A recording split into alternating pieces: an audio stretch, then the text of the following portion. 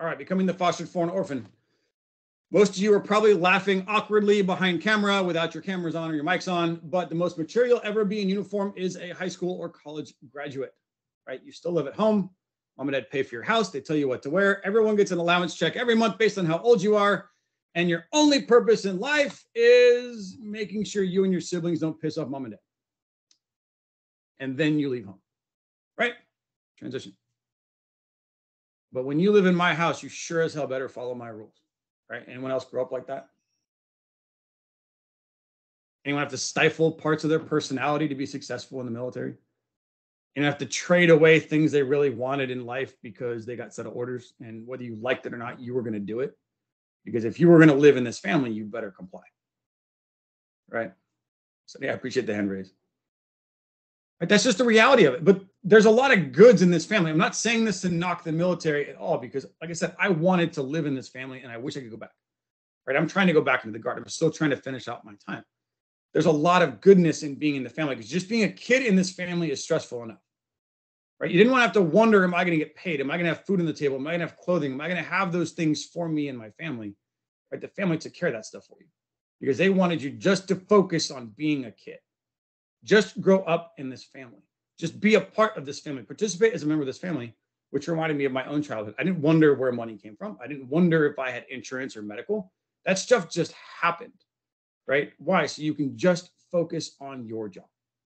Okay, but all of that changes the minute you leave the country of veteran land and move into the country of civilian land, because it really is somewhere different. Okay. The military is built on establishing a common identity. This starts at boot camp. After that rebirth experience, you grow up in a continuum, right? Like kindergarten, then junior high, then mid-level school, like high school, and if you're lucky, top-level school, like college. Your primary job is to make sure everyone complies and understands all the rules of being a part of the family. Your identity, your value, your loyalty, your authority, decision-making, everything is structured in a known way within this environment of our family, okay? All your needs are met and given to you, right? Food, water, shelter, clothing, pay, insurance, education, guidance, directions, where you live, right? How you behave and things are done is defined and constrained by the family. Your earning potential is fixed and defined by the family, but your family is stable. They're driven, they're culturally unified. You only get to leave at certain defined points. And when you leave, you are now forever last name veteran. To the rest of the world, I don't care where you came from, you are all veterans. And you can't decide if you like it, right? We make do, we suck it up, right? The beatings will continue until morale improves, right? I know we've all at least told ourselves that just to make life better once in a while, right? Or in humor, Bohica, right? We have acronyms to describe this environment. Okay, when you leave the military, it will feel like leaving a family. Everyone's journey is unique. And that leaving a family comes with a lot of emotion. I say, whatever you feel, it's okay. No one will know what you feel unless you share it with them. So don't struggle isolated. Reach out and talk to people. Share it with each other. Share it with this cohort. Share it with peers. Share it with your family if you can. It is a journey with no destination. Okay? Whatever you're feeling, it's okay. I harp on this a lot because I didn't know how to be vulnerable enough to process what I was feeling. So I dealt with it in silence. Okay? And you are not alone, but no one can help you unless you reach out and stop making yourself alone. Okay. Emotions make you stupid, right? I tell it to my girls all the time. And fear or the unknown or uncertainty can cause you to make impulse decisions that may or may not be aligned with what you want to do. So don't let those emotions build up. Don't let those feelings or that stress build up. There really isn't a singular process. And even if the typical journey looks like this, everyone's journey is unique to themselves. So don't let anybody tell you you're doing it wrong or you should be doing it differently, right? Because you are an individual now, learning how to move from a collective environment into an individual environment, and that's okay. All right. All right, becoming the fostered foreign orphan. This is the best description I can think about with getting a new job, or I call it perpetual dating to no marriage, right? When you join the family, you are adopted for at least 5 years. It's a guaranteed rebirth, adoption. No company will ever adopt you again. There is no rebirth. There is no boot camp outside of maybe the FBI or the police academy or something like that. If you do not go into one of those types of services, you just show up and do the job. Okay. No company will guarantee employment length. They can't. It's about profitability. If they can't afford to pay you, they won't, and they will fire you. Okay? You are now forever a veteran. You speak different. Your culture, you will outwork, outcycle, and outdo almost any other civilian counterpart because it's just the nature of who you are. Okay? Your level of responsibility will never be the same. Right? I'm now a C-suite executive business owner, right? Top of the food chain, if you want to call it that. I have 22 employees, which is success in the civilian side. I had more responsibility as a second lieutenant, right? I had more person influence over people's lives as a second lieutenant. I cannot go walk into my employee's house and inspect their bedroom to make sure it's clean. I cannot make sure that they are going to college. I cannot make sure they've written a last will and testament. I have no authority to affect most of the things that I could in uniform for my team, right? You have influence now, but you don't get to have impact.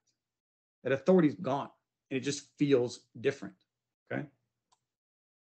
You can leave whenever you want, and they can fire you whenever they feel like it.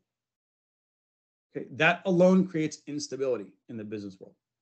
It doesn't feel like the military where you knew everyone's there for the fight.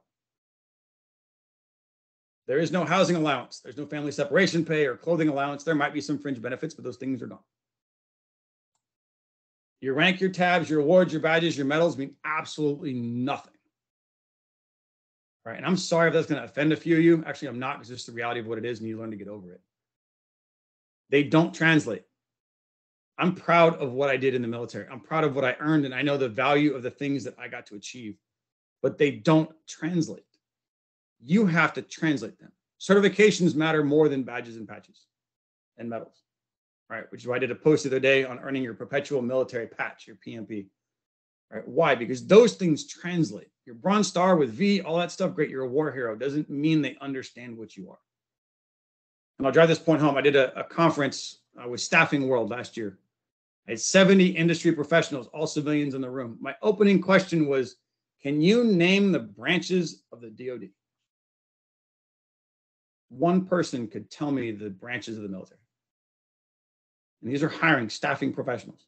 One person in 70 could even name the branches of the military. You think they're going to understand what your rank and your MOS, your AFSC mean when they can't even name the branches of the military? They just don't know. But they all clapped. You're a war hero. Thank you for your service. They all love and respect veterans. But they don't know what you're capable of. They don't know what you are. And again, I do another class called Why Veterans Make Great Project Managers and the Power of Certs. Certifications help bridge that divide, and we'll hit that more a little bit later.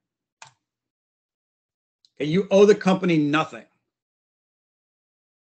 That's also hard because we stay loyal to our team. And I felt like when I quit, I was doing something bad.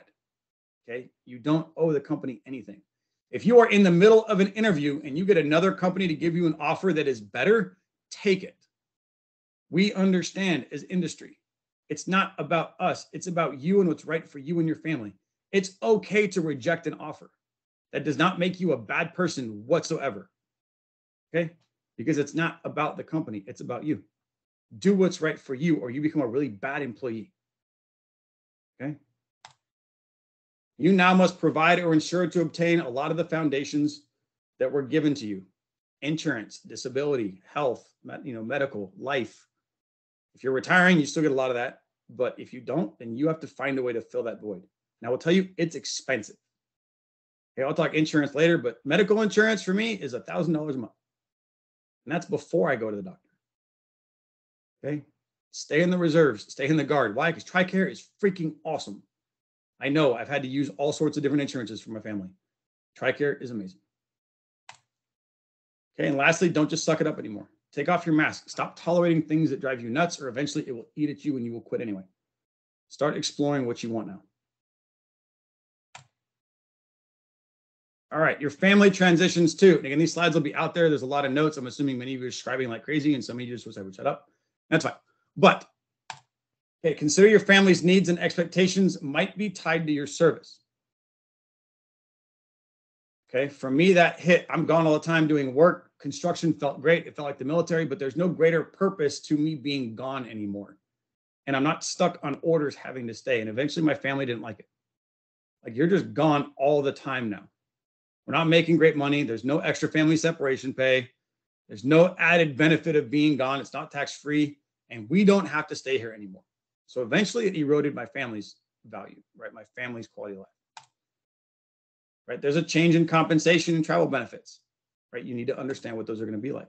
The stability of your work. As a non-retiree, knowing I could be fired changed stability. For those of you who are retiring and you know that, hey, I've got retirement coming in, I've got medical benefits, that can't be affected. There's a different level of stability for you. I see it in my friends. I wish I was one of them. I'm jealous of that fact, but it's just different. Okay, so you have to consider that change for your family. Cost of living and fringe benefits like medical and commissary, right? Depending on where you're going to move to, it's going to cost more or less. Lack of spouses clubs, right? There's a lot of family community in the military. There's places to go when you need resources or daycare, or someone to talk to. There's another spouse right around the corner who's going through the same thing. Well, when you move away from the military, that doesn't exist anymore. We moved to Delaware. It was a great area, yet we still had a hard time relating to people at church or just outings because they weren't veterans and we were. It's just different.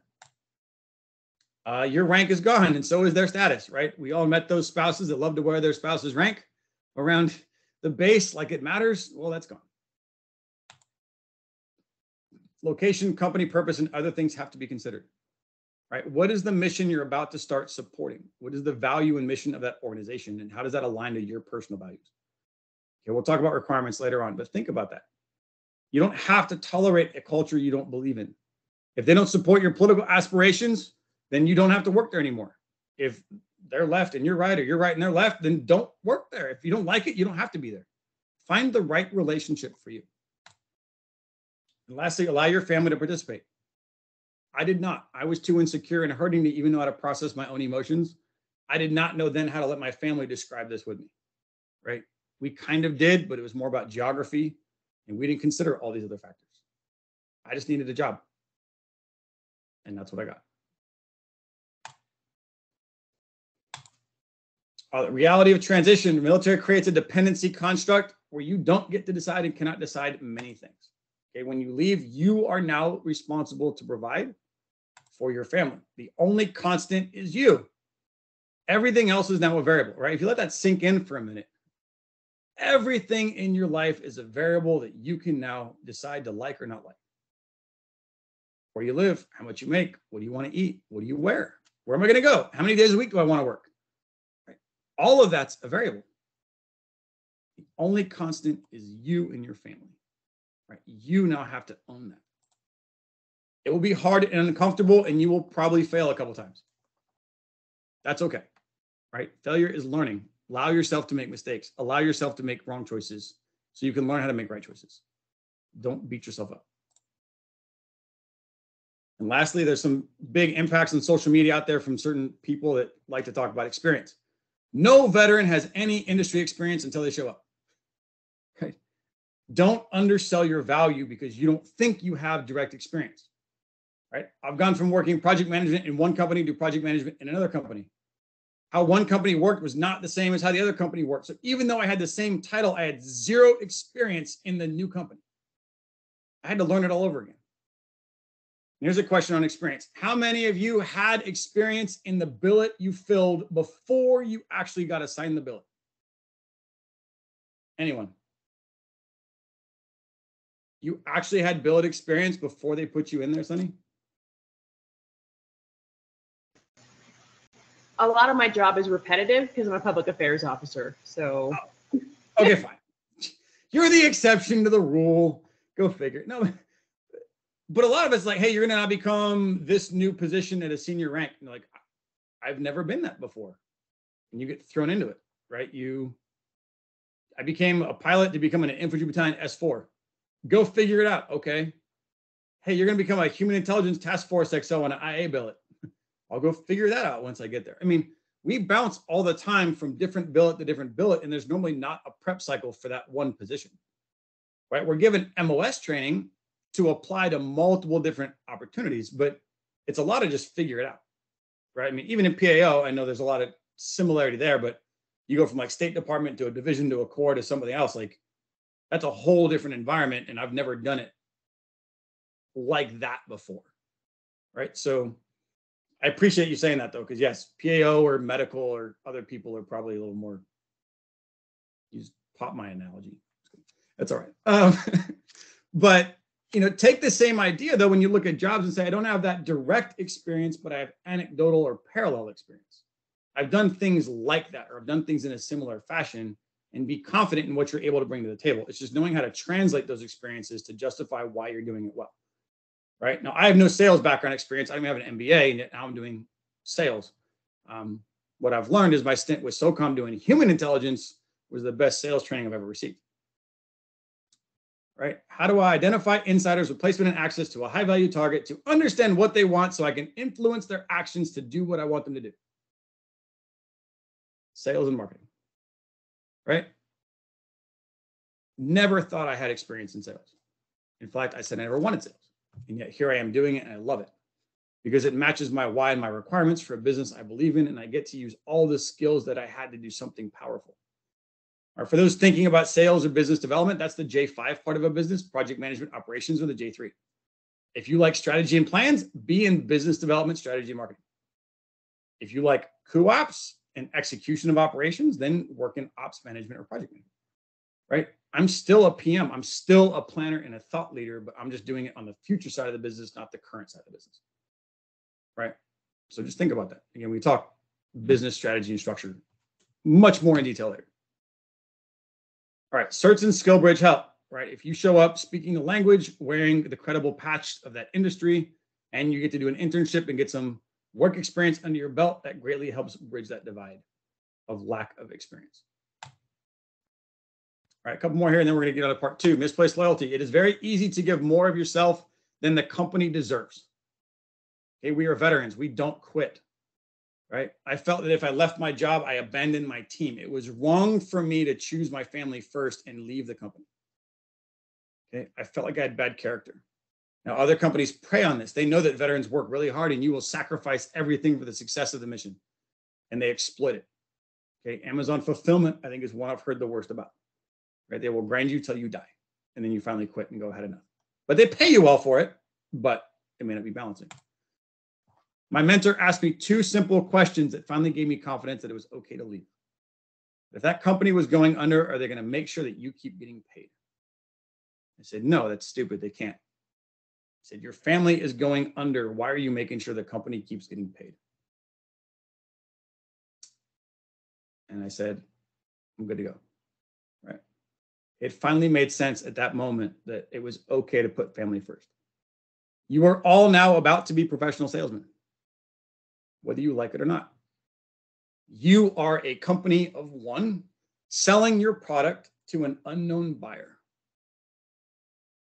You have to know what your limits are, what your company does, how to offer that product to others, and then make decisions for you and your family as if you are a business.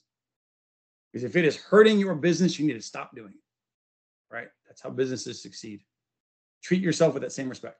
Don't give the company more than they deserve, and be willing to hold your line and know what your limits are. It does not make you a bad person. All right, some first-time decisions out of the military you've never been free to make before. Where do you want to live? What kind of insurance do you want to have?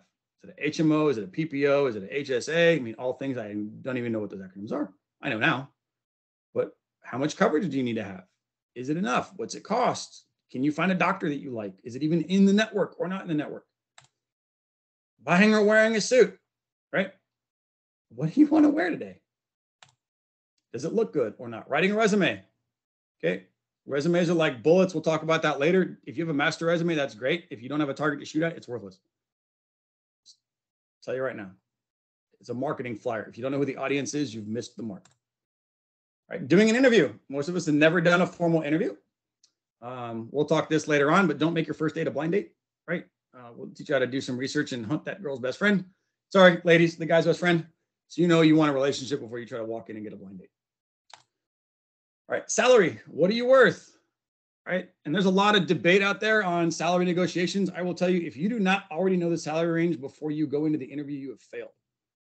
Okay? Because if you know the range of the salary and you know you're good enough with it, walk in bold and ask for $5,000 more. Right? Make them negotiate down to what you know their buying power is, but don't walk in weak in the negotiation. And I'll teach you how to do that. All right, logging time at work. Okay. If you have to log hours, log it to like the nearest round hour. Talk to your company, but don't log it to the minute. I've had to coach veterans through this on billable work. It's like, well, I went here for 15 minutes, or I had a book for 15 minutes. I went to the bathroom for 5. And I was like, oh my gosh, you were going to burn yourself out. Stop. Like, stop. It's big boy rules for a lot of it, like general idea of how much you worked, what's billable, what's not. But it's a game, right? I've worked in construction as a PM. Some projects had more margin than others. So where you chose to bill that work in the yard versus other projects and balancing the books, like, again, it's just part of business. They're all fixed fee contracts. It's not like you're going to make any more or not. There's no legality issue as it is just accounting of where did that hour go, right? Who do you bill that to? What customer was it? Now, again, if it's one customer, don't bill it to another customer. But if you have questions on billable hours later, hit me up. There's ways to make it much easier on yourself and don't stress out. Right? 401k and retirement, right? Not getting a housing allowance. That sucks. Every dollar you make is now taxed, not 30% for free under your housing allowance. That hurts. And then having the freedom to quit or be fired, right? That's a weird power.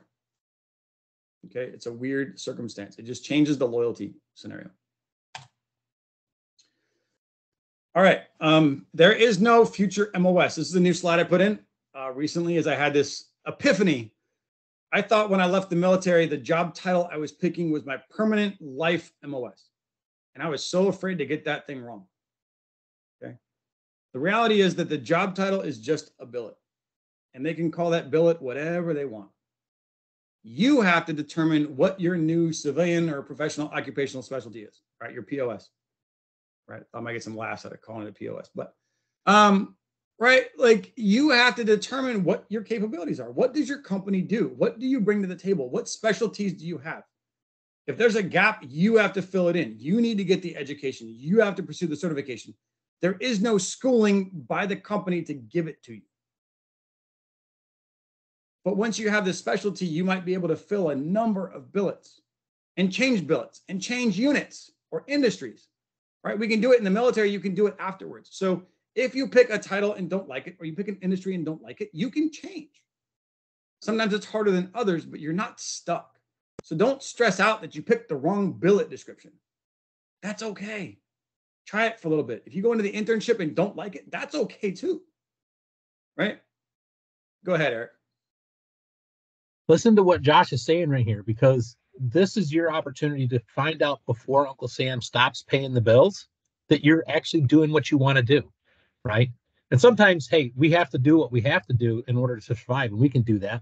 But let's figure this out before Uncle Sam stops paying the bills, and then be more successful on the backside. And so, like, I mean, like, Josh is like speaks on point. So I love having him here to do this exact presentation.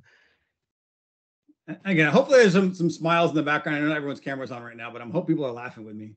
I do point at stupid things on purpose sometimes. So anyways, I want this to be, engaging and humorous. So, but think about, like, you create your specialty, and if you have specialties that weren't tied to your military background, that's okay to highlight those specialties. You just have to create the story that matches the same narrative, right? Now, I'll give you an example. I was at Fort Bliss for a hiring event, listen to, soldiers tell me their story. And there's a guy who wants to get into physical therapy. He's like, well, I'm a diesel mechanic for 4 years, and now I'm going to school for PT, and I want to work for your company. And I was like, wow, that sounds as disjointed as I can think of. Like, how about I spent 4 years building high-performing teams doing physical fitness in combat sports, and now I'm going to school in physical therapy to augment the foundation I already have, and now I want to come work for you to keep accentuating my passion to change people's lives through physical fitness. And so, well, that sounds a lot better. It's like, yeah, because that's a single storyline. Right? Don't put things on your resume. Don't tell parts of your story that don't match the story impact you're trying to have. Right? You don't have to highlight everything. You don't need to give your joint transcript on a resume. Don't. Right? Your resume is an IO mill deck campaign to influence someone to do what you want them to do. Only tell the parts of the story that help the influence of what you're trying to go after. Okay, go ahead, Marcus. With what you just said about not putting, I guess, relevant experience on your resume. I mean, what if that shortens our resume up to a page? Okay.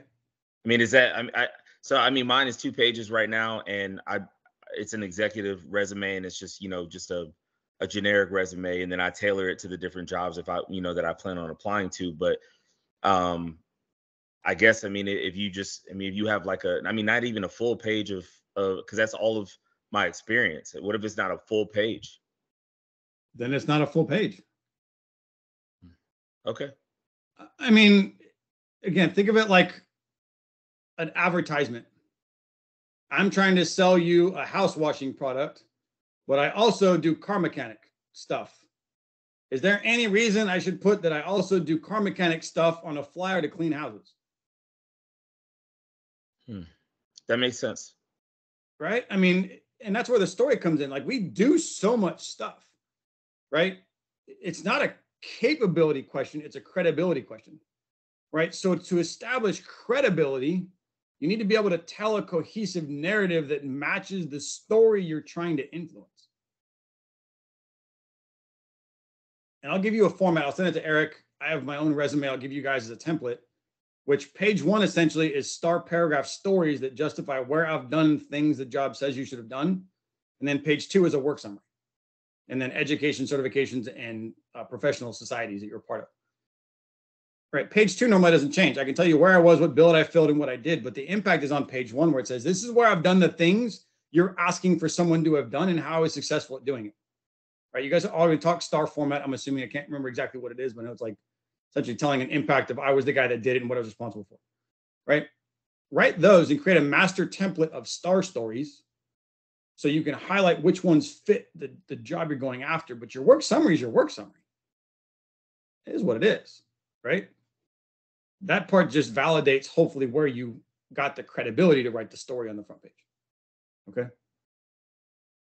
Does that answer your question, Marcus? I'm not trying to beat you up on that. It's just, you know. No, that's just, I mean, that's just the first time I've heard that. And I've been prepping for 2 years to retire. And I'm not saying that's, that's wrong or anything. I appreciate, the feedback. And you're not beating me up. This is all good information. Cool. I've been doing this since 2015, and Josh is on point. If it doesn't pertain to the position that proves you're qualified for it, it doesn't belong on your resume. Awards, I mean, they're great, right? If you have space at the end of your one-page resume and you're completely qualified, and you should be back checking this with JobScan, with Skill Sync, or there's other things out there to do. You don't need to have those on there because they don't pertain, and it can confuse an ATS system. They're like, oh, proud to start, don't know what it is, doesn't compute, and don't know what to do, discard it. Got it. Yeah. Thank you. Yeah. For our purposes, 2 pages is good. Yeah, 2 pages is good, but sometimes you get flagged for being overqualified. And the hand that just went up, I'm sorry, I'll get to you in a minute. You don't have to put, so if you want to go for a job and it's probably below your pay grade, but you're okay with that, don't list everything that's going to make somebody think you're overqualified. Only put the things that are relevant. Like if you have a certification in cybersecurity and project management and you have an underwater basket weaving license, I wouldn't put underwater basket weaver on a cybersecurity application. Like it doesn't relate to the skill set you're trying to highlight. So why put extraneous information on there that's not going to be parallel to the story you're trying to tell? Does that make sense? So, all right. William, go ahead. Got 2 things. First is, if he's got that that short of a resume, he might be underselling himself as well. Because there's a lot of soft skills that we gain in the military that are not necessarily job specific. For example, leadership, management, planning. Those are soft skills that may or may not be on your evaluations, but you may have them. But they are skills that show up on the resume search engines. Yeah. My problem is the job applications I've had. I've maxed out my 50 skills on Indeed and LinkedIn. And how do I then turn around and reduce my number of skills to what's relevant when I'm applying for jobs that require certain skills? I'm glad you asked that, and we will get to this a little bit later. But I often say your profile and your resume should be a validation from a conversation. Okay. You should already be talking to someone inside the organization who understands you. And after talking to them, they go check you out and go, wow, you really are hot. Right. like that was a good conversation, and I can back it up by what I see on social media, on your LinkedIn profile, and on your resume, right? Don't use your resume to be found, use your resume to sell. Okay. Now you can use it to be found. You can use your Indeed profile to be found, but then you're being found by someone who was told to play matchmaker and go search for specific characteristics who know nothing about the relational quality of who you are. Okay. It's not wrong, but the only answer to you, William, would be to delete and add every time you want to meet the maximum relatability on that job post. And you can try to do that over and over and over again if you want to, but that can be stressful, as I'm assuming you already know. Yes, that is the stress I am coming across right now, is feeling that I'm overqualified for all of the jobs I'm seeing in my searches. Yeah. I will hopefully take a little bit of that stress away when we call hunting versus fishing and how to network later in this presentation. But if not, let's get on a call, William, later, and we'll go one-on-one. Okay.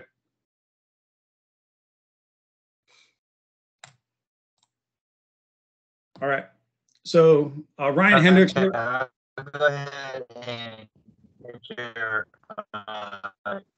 Is it in the chat? I'll put my email in the chat. You will have a slide of all my contact info here, and I know that all your cohort leads will send it out afterwards as well. You came in a little broken, Wayne, but then you're asking my contact info. I will get it to everybody here at the end. So great book called Tip of the Spear by a guy named Ryan Hendricks. And he had a quote in there that hit me as he was going through a lot of PTSD and anger. And he said, I came to the realization that the people, civilians, just didn't understand what I'd been through. I had to realize that I was a professional soldier, and that required me to understand that people will never know what soldiers go through. He's a special forces EOD, bomb disposal guy, right? Been blown up twice. I mean, just part of the stories and things that he had to say went way beyond anything I went through, but it's still true, right? Civilians have no idea what it's like to live in our family because they've never been through it. They admire it from the outside, and most of the story they hear comes from media. Okay.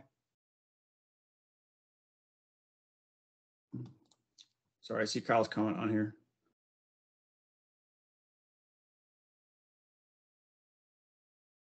Kyle, let's talk offline later, but that's about building relationships outside of the job to make sure they know who they're hiring and why. You can leave it on as an officer. I don't know that would affect anything. There's other things there, but Kyle, let's talk afterwards. All right, another humorous slide for everybody here, especially my soldiers in the room. All right, have you ever considered the similarity between your high school letterman's jacket and your Army uniform? Okay. I'll let you read the similarities, but the key takeaway is just like your letterman's jacket, no one gives a shit you're the high school football star. Okay. But we wear it with pride. In our family, everybody knows exactly what it means. And when you walk in the room, we get accolades because of our letterman's jacket. Right? You can tell everything about somebody in less than 5 seconds simply by looking at their uniform. Now, I can't do that yet. I'm a Marine. We don't love patches like y'all do. But I have soldiers, and they know what unit you're with, what position you have, what MLS you have, where you've been, what you do, like in less than 5 seconds. And we're used to that, right? That doesn't exist anymore on the outside. You wear suits. Certs exist on your resume and your signature block. They are the patches you get to keep wearing. Okay. Again, just driving the point home on certifications. Hopefully there's some awkward chuckles. I saw some smiles, but yeah, Flair. Hey, I went to a National Guard event, man. Flair was alive and well. If any of y'all go to Angus, oh my gosh, that is a Flair happy place. I only had 42 pieces of Flair. I didn't get my 50.